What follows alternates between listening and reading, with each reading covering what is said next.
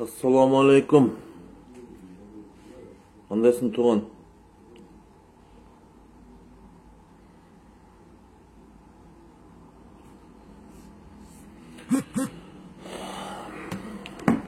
Tug'anlar, bugungi salamatсыздарбы? Sizlar менен мен Бекиев Эмил Маликович. Bugungi temamiz tug'anlar. Эмне үчүн 36 жараныбыз набыт болду. Bir чиновник кечирим сурап, bir чиновник жоопкерчиликке тартылган жок.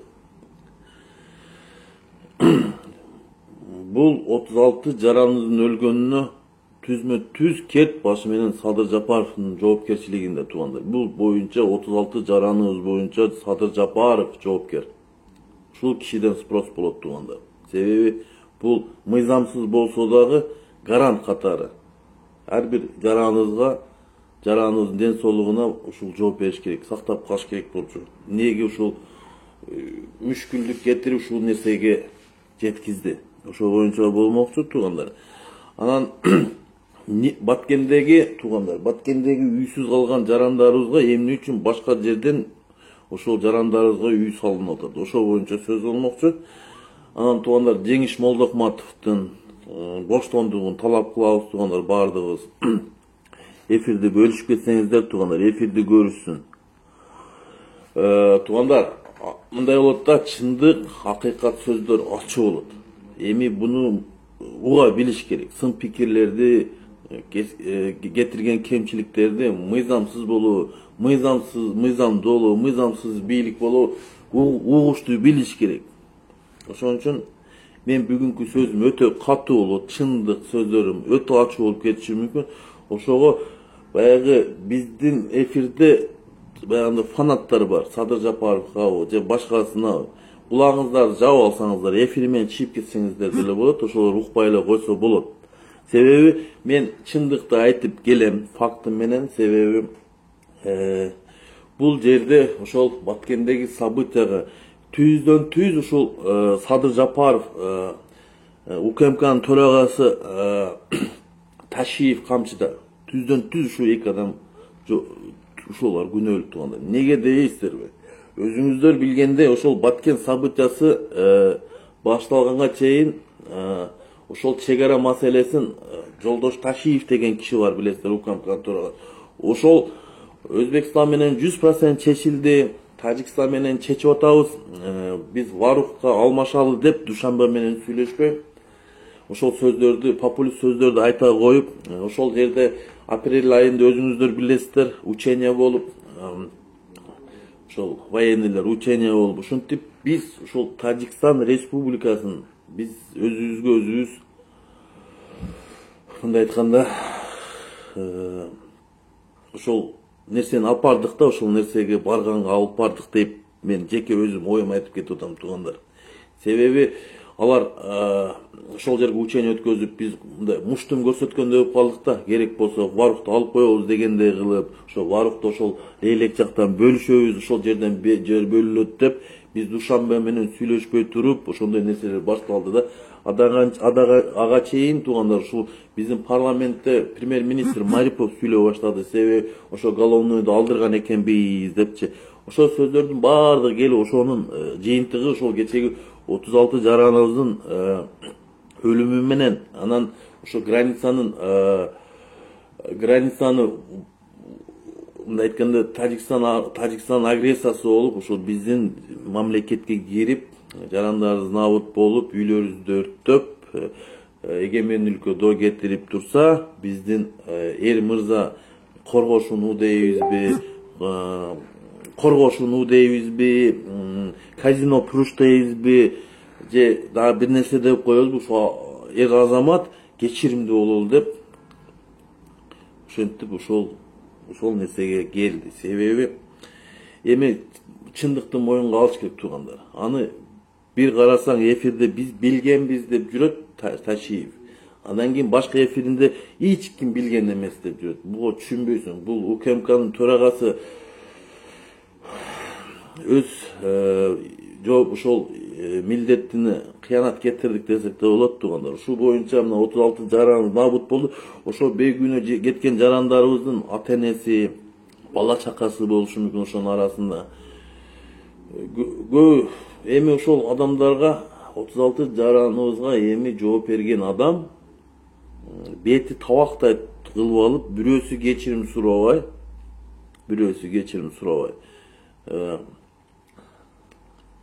эми билбейм азыр иштеке болбогонсу, иштеке болгонсу мен түшүнбөйм ушул кыргыз элим таң калам да, 36 жараныбыз өлүп атат, набыт болуп атат туугандар. Эмнеге биз спрос кыла албайбыз? Сурак болуш керек. Сурак болуш керек да туугандар. Биз эмне ушинтип эле отуруп калабыз? Ушу биздеги өзүбүздөгү катачылык кетирген чиновниктер жооп бериш керек туугандар, түздөн түз жооп бериш керек. Ошол жерде кимдер болгон, эмне себептен иликтениш керек, комиссия түзүлүш керек туугандар. Биз эмне унчукпай отура беребиз эми? Ошо 36 жараныбыз өтүп кетти. Бул официалдуу түрдө туугандар. Официалсыз туугандар 300дөн 400гө жакындап атат туугандар. Официалсыз. Эми баягы жеке булактарда айтып атат, эми буну тактап чыгып комиссия түзүп, чыны канча адам жараныбыз набыт болгон изилдеп чыксак да болот туугандар. Ал кыйынчылыгыбыз. Себеби ошол күндөн ушул күнгө чейин канча адам ушул Баткен жергесинде болгон окуяда канча адам набыт болду, ошолорду эсептеш оңой эле туугандар. Анан туугандар, эми ошол Баткендеги болгон окуядан кийин бизде келип ошол азыр бийликке сын пикир айтып, ушул Садыр Жапаровду, УКМКнын төрагасы Ташиевди сын пикир айтып койсо, мына Жеңишбек Молдохматовду түрмөгө тыгып коюшту. Бизде наоборот да, биздеги баягы элдин көгөйүн көтөрүп чыккан адамдарды, оппозиционерлерди камайт, анан ошол Баткендеги өлгөн жарандардын себепкерлерди бизде наоборот генерал кылат, бир сыйлыктарды берет да, бизде наоборот ошондой мамлекет болуп калды окшойт. Ошон үчүн туугандар, мен кыргыз элин чакырып кетет элем. Кайдыгер карабайлы. Бул болбосо да, бул күндөрү жооп бербесе дагы, жакынкы арада бул бийлик барбы жокпу туугандар, Кудай билет. Эртең түздөн түз мойнуңарга илешип калышы мүмкүн. Ошон үчүн азыр кеч боло элек. Ушул мен ушул мыйзамсыз бийликке айтып кетет элем. Баары бир жооп бересиңер. Кайсы күн болбосун. Бүгүнбү, эртеңби, же күздөгү, эртең августтабы, баары бир жооп бересиздер. Ошон үчүн мен сиздерге айтып кетейин. Кеч боло электе эртеңер мындай айтканда жыгыла. Кеч боло электечи. Ошон үчүн мыйзамсыз түрмөгө Жеңиш Молдохматовду отургуздуңар. Бул боюнча дагы иликтенип чыгыш керек. Себеби бул саясий маанайда. Себеби саясий маанай дегенин бул Жеңиш Молдохматов өз ушул Садыр Жапаровго кайрылып, Ташиев президентпи же сиз президентсиз деген ушул эфирине ушул мыйзамсыз азыр түрмөдө отурат. СИЗОго мыйзамсыз киргизип койду туугандар. Анан биз агрессия кылган Тажикстанга жооп бербей, кечиримдүү бололу деп жүрүп, мына ошол 36 жараныбыз өлгөнүн себепкерлерин эч ким жоопко тартылган жок. Мында европалык өлкөлөрдө ошондо 36 жаран эмес, бир жараны өлүп турган болсо, түздөн түз гана ошол глава командующий жооп берет бизде, мындай айтканда мыйзамсыз болсо дагычы. А бизде жок туугандар. Бетти табактай кылып алып отурабыз, билими деле, деңгээли деле, аброю деле жок адамды ушул кармап отурабыз да, өзүмдү ачык эле айтыш керек анычы. Уят эме, качанга чейин ушинтип жүрөбүз туугандар. Качанга чейин адилетсиз болгон нерселерге көз жумуп коюп жүрөбүз туугандар. Уялбайлы. Качан адам болобуз? Качан Кыргызстан өнүккөнгө ушу жолу ачылат туугандар.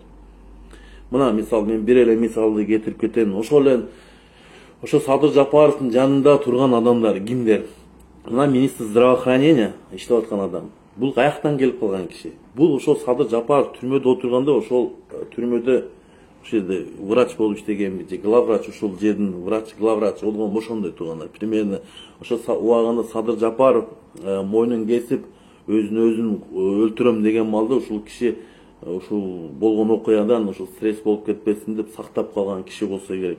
Ошол киши мүмкүн ошондой болушу мүмкүн. Ошол киши азыр министр здравоохранения болуп калды туугандар. Экөө эмнени ойлоп табышты? Булар коргош унун табышты.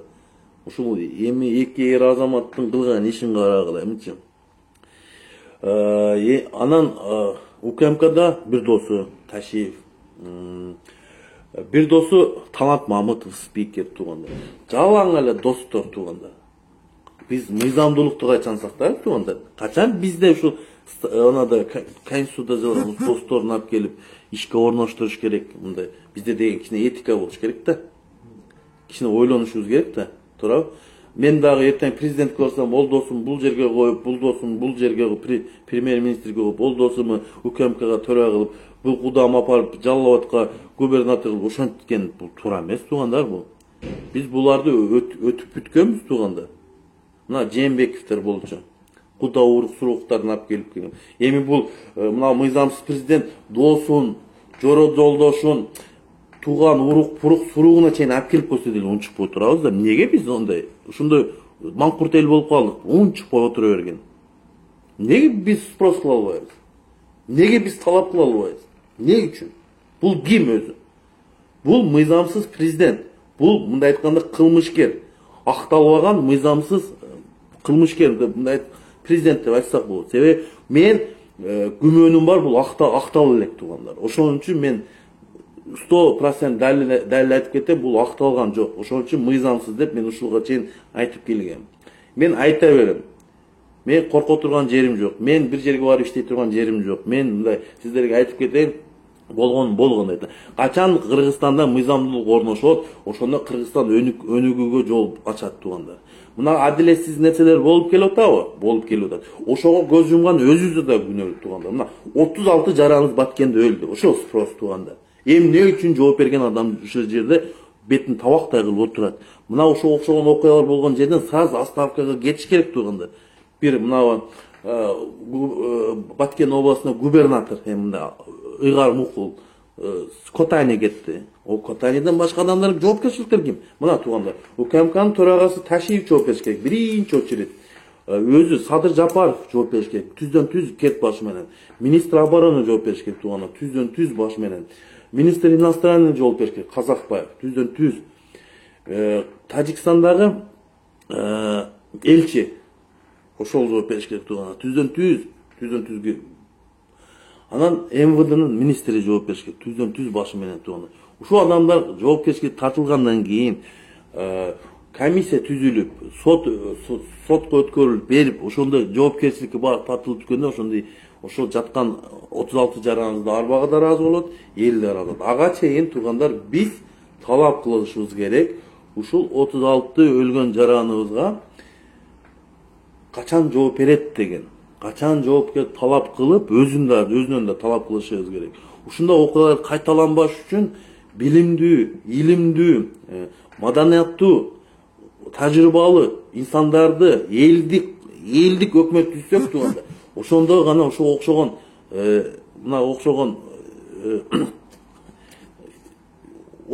апаттар болбойт туугандар. Мына ачык керек. Мына ушу булардын деңгээлине жараша болду да бул нерсе, ушулардын айынан болду баардык нерсе. Ошону 36 ушу жарандар өлбөй калса деле болот болчу. Ошого алып барбасакчы. Себеби ошо түздөн түз өзүбүз күнөөлүүбүз. Себеби биз популист сөздөр менен, ал сөздөр менен өзүнө очко топто ушул сөздөрдү айтып келип, ушул жерге, ушул акыбалга келдик туугандар. Муну мойнунга алышыбыз керек туугандар. Анан куршап карап алып, тилиңерди жулам деп. Куршапка барып тилиңерди жулам деди го. Ошодон деле унчукпай отурду адамдар. Ана эми мына Баткенде келди. Ошо Баткенде тажиктердин тилин жулбай, каякта жүрөт ал замат. Onu açıkını açık керек де. Эми баягы орунду жашырсаң өзүңө ошондой нерсе бар го макал, ошондой болуп атат туугандар. Орунун өз анализин беришибиз керек убагында. Берип туруп, анализ бергенден адамды личтетет. Мындай айтканда өз убагында бериш керек. Мен темир абам кошоюнчу. Мен кирип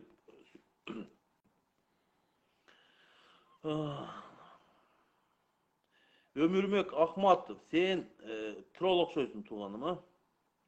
Troll okşoysun sen. Men efirime ötölü köp trolllar girip olatken tuğanda. Ova efirden gördüm şu Kazak'tan video roligini gördüm mü? Anı gördüm tuğanda. Рахмат. Еді көп троллор кирип алып тур туугандар. Рахмат. Мен өзүмү Садыр Жапаровго салыштырбайм. Себеби Садыр Жапаров мен айтайын, Садыр Жапаров мындай болуп калды да. Бул киши билими да жок, илими да жок. Анан планшет менен окуган киши, өз оюн айта албаган адам менен өзүмдү салыштырбайм. Жеке өз оюн айта турган жүрөктөн чыккан сөз мына планшетсиз эле айтылат да, мисалы мына планшетти көтөрүп алып жүрөт. Уятты. Мен иш жерден көргөн эмесмин бир президентти планшет көтөрүп жүргөн. Бул мен үчүн мыйзамсыз президент. Мен бул кишини президент катары тааныган эмесмин. И тааныбайм да, бийликти да тааныбайм, режимин да тааныган эмесмин. Ушу айырмачылык келип атат. Эл тандаган жок, эл тандаган жок. Эл буну мындай айтканда Райым Миллион, Жээнбек Тургунов мындай айтканда буларды назначили. Ачык керек. Эл буну тандаган жок.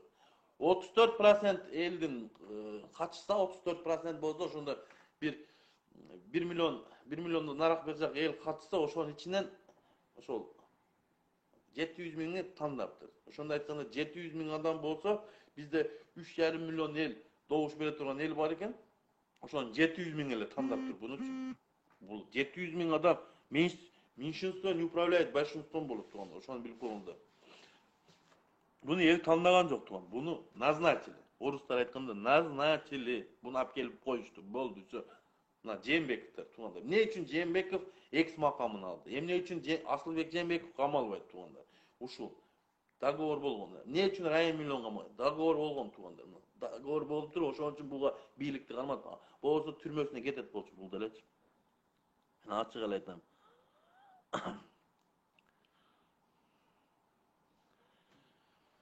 Ошол туугандар, эми мыйзамдуулукка киришибиз керек. Себеби эмнеге мыйзамсыз деп келем? Мыйзамсыздык мен сиздерге түшүндүрүп келдим туугандар. Ушул эми 36 жараныбызга түздөн түз жоопкерчиликке тартылгандан кийин комиссия түзүлүш керек. Бугачы туугандар. Биз мынтип калтырып койгонубуз туура эмес туугандар. Биздеги 36 жаран абы жөндөн жөн жараныбыз өлүп кетип атат. Буга түздөн түз глава командующий, мыйзамсыз болсо да глава командующий жооп бериш керек. Себеби мыйзамсыз болсо да гарант деген сөз бар. Ар бир жараныбызга ушул киши жооп бериш керек. Чек арабызга агрессия менен кирип, үйлөрүбүздү өрттөп, ошентип адамдарды набыт болуп атат, а бул киши кечиримдүү болуп жүрөлү дейт. Мен билбейм, буну түшүнө албайм бул кишиничи, менчи. Себеби бул кишини илгертен эле түшүнө алган эмесмин, себеби 2 жолу соттолгон адам. Судимец 2 жолу соттолгон адам. Керек болсо жогорку соттун өкүмү күчүнө кирген туугандар. Кантип анан райондук сот менен өкүмүн актап коет туугандар. Мен түшүнбөйм ушул нерсени. Мен ушул нерсени түшүнбөйм туугандар. Качан гана мыйзамдуулукка киребиз туугандар. Ошондо гана Кыргызстан өнүккөн жолуна түшөт туугандар. Адилеттүү мындай айтканда ажоо болуш керек. Ошондо гана мына бул киши келгенден бери эчтеке казино куруш мына. Казино куруш, коргошууну туугандар. Ушулар деле. Ушул тапкан нерсеси тууган. Казино адалыраак экен.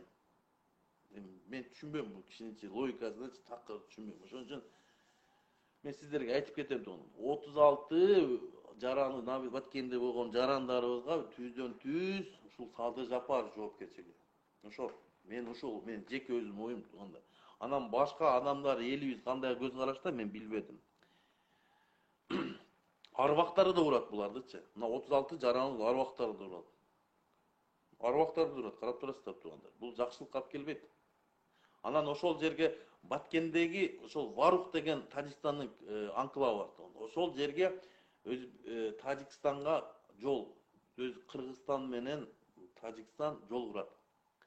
Ошол жолдун статусу кандай болду билбедим. Менин жеке оюм боюнча туугандар, бул ошол жерге коридор берди деген эле сөз туугандар. Мен жеке оюм боюнча. Себеби көп аналитиктер айтып атат туугандар. Көп эксперттер айтып атат. Өтө чоң катачылык кетти деп. Себеби булар ошол коридорду бергенден кийин биздин ошол Лейлек, ошол жактагы биздин жерлер, Кыргыз элинин жерлери биз анклавда калып кетишибиз мүмкүн тууган. Кече өзүңүздөр көргөндөй 3 күндүк согушта биз Лейлек өтө албай койдук го, ошол жолубузду тороп коюп туугандар. Кот деле ошондой болот. Ошо 3 күн биз Лейлек өтө албай койдук го. Ошондой блокада болуп калса биз лейлек көтөрө албай калабыз туугандар. Кече 3 күндүк согуштун айында. 3 күн согушта көрсөттү. Ошол жерде биздин жерлерибизди басып алып, биздин өткөн жарандарыбыздын машиналарын, баардык нерселерин аткылап туруп алышты, туурабы? Ошондо биз өтө албай калдык ошол жолду. Ошол жолдон коридор бере турган болсо, ошол эйлек жак бизде анклав боюнча калат. Ошол туугандар.